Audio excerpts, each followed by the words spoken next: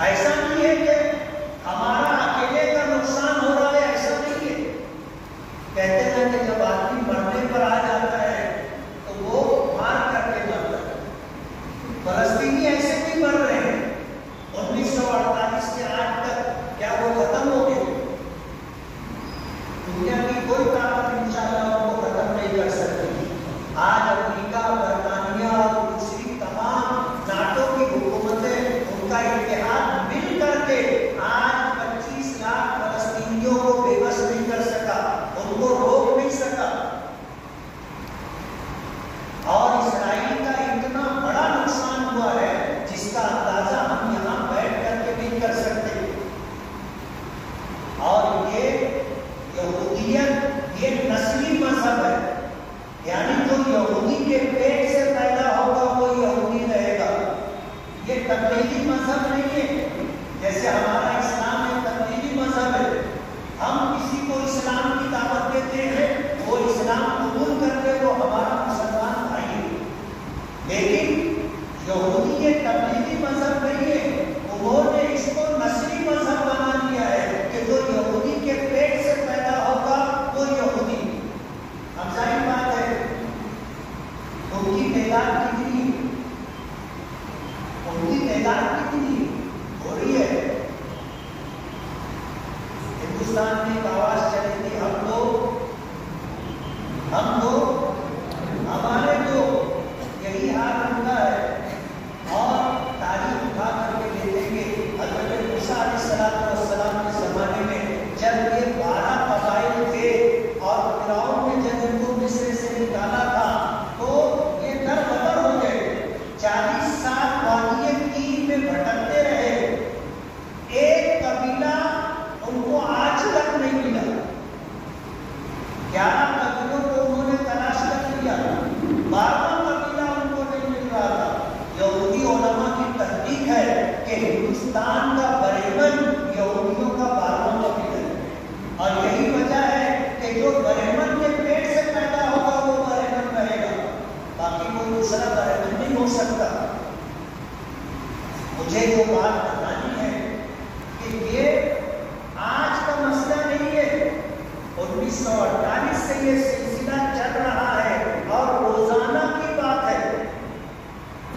फलस्तीनी मुसलमान रोजाना शहीद होते और मुसलमान मरने से नहीं डरता। जन्नत में जाने वाले लोगों में एक शहीद ऐसा होगा जो दोबारा दुनिया में आने की तमन्ना करेगा। जब उसको शहादत की वजह से अल्लाह मकाम अता करेगा तो वो ये तमन्ना करेगा, अल्लाह से इल्तिजा करेगा कि मुझको फिर दुनिया में भेज दिया जाए, ताकि फिर मैं तेरे रास्ते में इस्लाम की सरबलंदी के लिए, इंसाफ के हुसूल के लिए जंग लड़ूं और शहीद हो जाऊं, फिर तेरी बारगाह में शहादत का इतना बड़ा मकाम। इसलिए नुकसान जितना इस मरतबा इसराइल का हुआ है, माजी में इतना कभी भी नहीं। इसलिए हमें मायूस होने की जरूरत नहीं। हमारे देश की कामयाब पॉलिसी हमेशा से ये रही है कि हम मजदूर फलस्तीनियों के साथ खड़े हैं। ये हमारे देश की कामयाब पॉलिसी रही है। वजह उसकी ये है कि हमने भी ये दर्द झेला है। एक जमाना था अंग्रेजों ने हिंदुस्तान पर कब्जा किया था और फिर हिंदुस्तान की तमाम कौमों ने मिल करके अंग्रेजों से मुकाबला किया और आजादी हासिल की। ये हमारा नसीब था। इसी वजह से हमारी खारजा पॉलिसी ये रही कि अरबों से उनका इलाका छीना गया है और अरबों को उस इलाके से बेदखल किया गया है, इसलिए उनको उनकी जगह मिलनी चाहिए। ये हमारे देश की खारजा पॉलिसी रही। मुस्लिम दुश्मनी कहो, इस्लाम दुश्मनी कहो, हमारे देश के जो है प्रधानमंत्री ने ऐलान किया कि हम इसराइल के साथ खड़े हैं।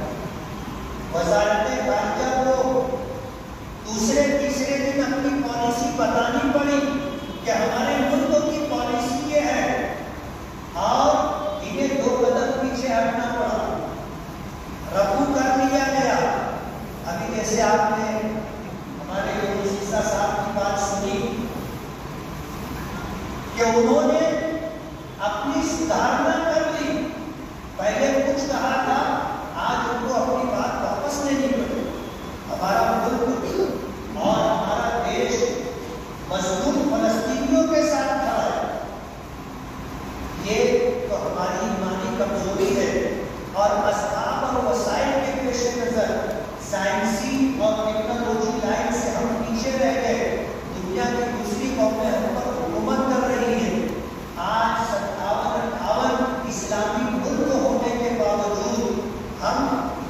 इतने मजबूर और बेबस है कि कोई इस्लामी मुल्क खुल करके अमेरिका, बरतानिया, इसराइल की मजम्मत नहीं कर सकता। जुबानी तौर पर लोग हमदर्दी का इजहार करते हैं, लेकिन कोई साथ में आकर ताने से कांधा मिलाकर लड़ने की हिम्मत और ताकत नहीं रखता। ये जो सूरत हाल है हमारे साथ, हमास के जो पानी के शेख अहमद यासीन, उनका एक मकूला मैं आपको सुनाना चाहूँगा। उन्होंने कहा था, जब हम छोटे थे तो हम ऐसा समझते थे कि गज़ा पर, फलस्तीन पर यहूदी काबिज हैं, लेकिन जब हम बड़े हुए तो हमको ये समझ में आया कि तमाम इस्लामी मुल्कों पर यहूदियों का कब्जा है। आज़ाद है तो सिर्फ हम हैं, आज़ाद है तो सिर्फ हम हैं कि हम उनकी आंख में आंख मिला करके हम आमने सामने की जंग करते रहते हैं। आजाद है तो सिर्फ हम हैं, बाकी तमाम मुस्लिम मुल्क यहूदियों के कब्जे में। और आज सच्चाई यही है। इन हालात में हमें करना क्या चाहिए?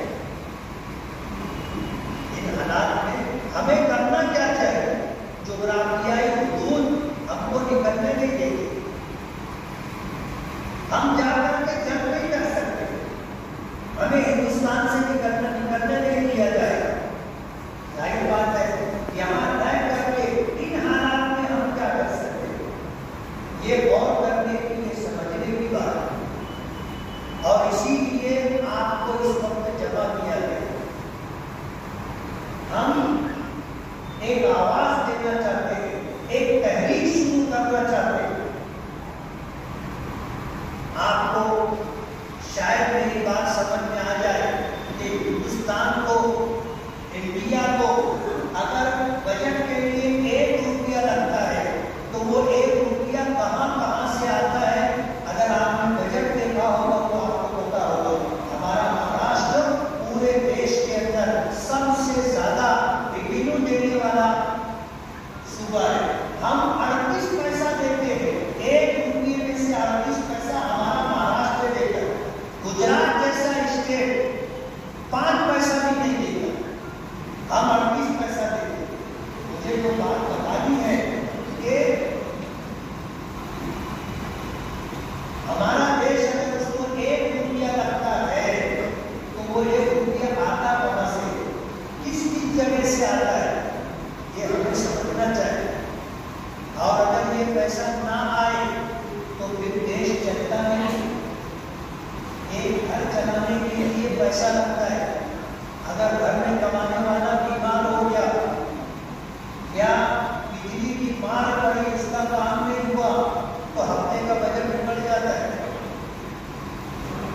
आज हमें अंदाजा नहीं है, हमारा रुपया 2 रुपया जो करोड़ों अरबों लोगों की जेब से निकल करके इसराइल तक जाता है, वो उसकी मईशत को मजबूत करता है।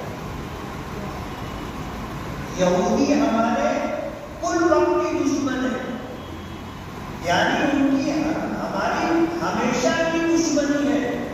जब इस तरह के हालात होते हैं तो हम लोग बाइकाट की अपील करते हैं, अलामत की अपील करते हैं, और उसका असर 2-5 दिन, हफ्ता भर हमारे ऊपर रहता है। उसके बाद फिर वो सारी सूरत हाल नॉर्मल हो जाती है। जब वो हमारा कुल वक्त की दुश्मन है तो जिस वक्त की उसका बाइकाट करने से कुछ हासिल होने वाला नहीं। अगर आपको मजलूम फलस्तीनियों से हमदर्दी है और आप में ईमानी हमीयत और गैरत है